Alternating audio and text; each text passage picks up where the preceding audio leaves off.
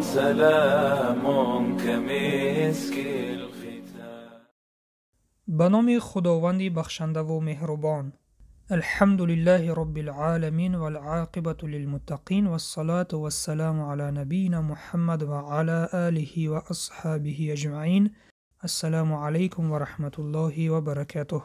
درس امروزه ما حرف کاف می باشد. برای یافتن مخرج حرف کاف در پیش این حرف الف و فتحه می گذاریم. اک. مخرج حرف کاف این قفای زبان و کام می باشد که در نتیجه تلفظ قفای زبان به کام می رسد. اک. حرف کاف با فتحه چنین خوانده می شود. ک. با کسره چنین خوانده می شود. کی. با ضمه چنین خوانده می شود. کو. لبها به پیش می برایند. کو. حرف کاف حرف چهار شکله بوده پیش از خودش و بعد از خودش به حرف دیگر پیوست می شود. حرف کاف در اول کلمه چنین نوشته می شود: از بالا به پایان و به حرف بعد از خود پیوست می شود.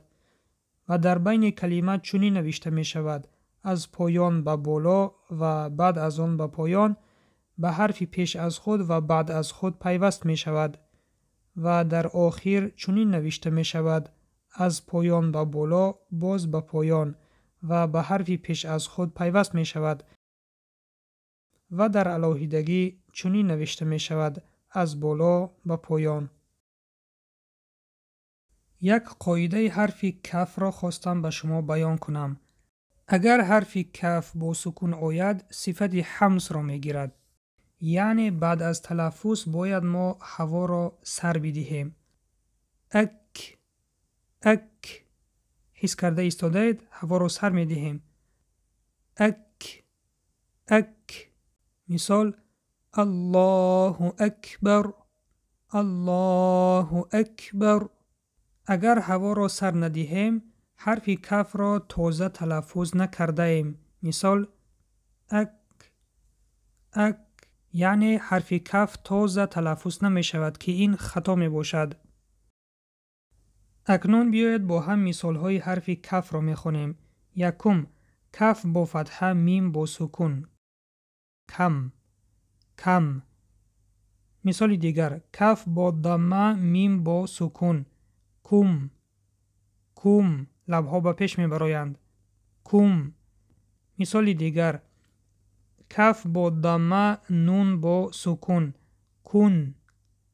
کون. مثال دیگر: کاف با فتحه، یای با سکون. کی. مثال دیگر: کاف با فتحه، را با سکون، میم با ضمه. کرمو. را قفس خوانده می شود. کرمو. مثال دیگر: کاف با فتحه، نون با سکون، ز با ضمه. کنزو.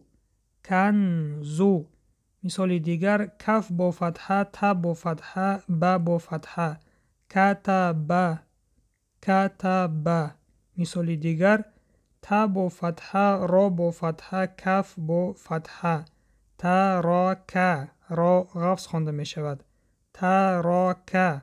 مثال دیگر: کاف با فتحه، ت با فتحه، ب با سکون، ت با ضمه، میم با سکون. کتبتم.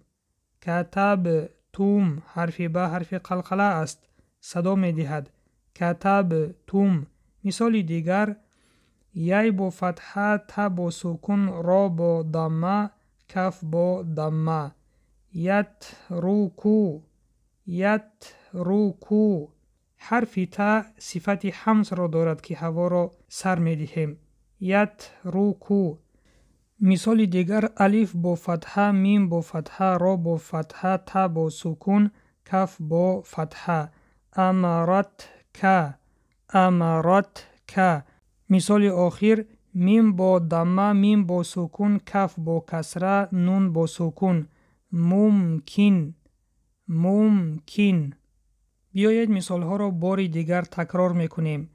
کم، کم، کن، کی، کرمو، کنزو، کتب، ترک، کتبتم، یترکو، امرتک، ممکن.